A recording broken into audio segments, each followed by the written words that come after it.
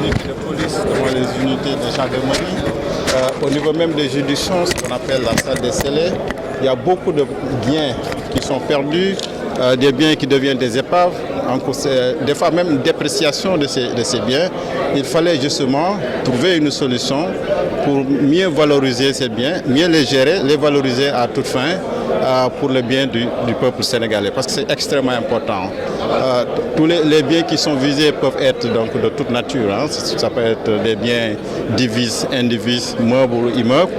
Donc l'organe aura donc en charge cette gestion. Aura aussi à travailler, bien entendu, avec les acteurs judiciaires que sont les juges d'instruction principalement et les procureurs de la République.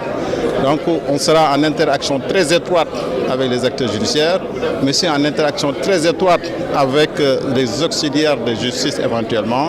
Et je vais nommer peut-être les notaires, les huissiers, les commissaires priseurs, parce que l'interaction c'est en amont comme en aval, c'est-à-dire la gestion des biens saisis dans le cadre d'une procédure d'une enquête, d'une procédure qui est en cours d'instruction, mais aussi en aval lorsqu'une décision de justice donc, a été prononcée avec la peine complémentaire de confiscation. C'est un peu ça, en résumé, les missions essentielles de l'organe.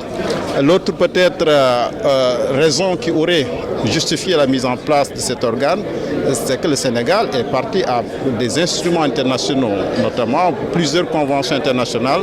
Et pour les nommer, il y a la Convention des Nations Unies contre la corruption, la Convention des Nations Unies contre la criminalité transnationale organisée, la Convention des Nations Unies contre le trafic international de drogue et de substances psychotropes, mais aussi d'autres conventions, par exemple comme la Convention de Budapest en matière de cybercriminalité.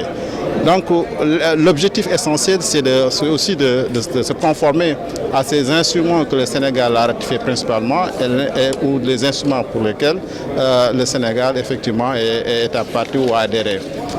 Pour se conformer à ces normes, mais aussi pour valoriser donc, les biens qui sont sur le territoire sénégalais. Je pense que fondamentalement c'est extrêmement important. D'un point de vue même de la coopération judiciaire aussi internationale, l'organe devra interagir, devrait travailler sur un état de collaboration avec des organes similaires dans d'autres pays, parce que des biens peuvent se trouver au Sénégal dans le cadre d'une procédure qui est ouverte dans un pays étranger et vice-versa. Donc je pense que pour l'essentiel, c'est un peu les objectifs qui sont visés dans le cadre de la mise en place de cette agence. Est-ce que l'organe est déjà opérationnel? L'organe n'est pas encore opérationnel. Sur les textes, effectivement, j'ai dit tantôt que la loi a été votée, qui a créé donc, cet organe. Le décret aussi d'application a été pris, donc à la même date, disons le décret 2021-10-64, donc qui a été pris le 11 août 2021. C'est extrêmement important. J'ai été nommé récemment comme directeur général le 1er décembre donc 2021. On l'espère très bientôt que l'organe va démarrer ses activités avec l'appui de tous les acteurs concernés. Pensez-vous avoir les moyens contraignants pour atteindre votre objectif?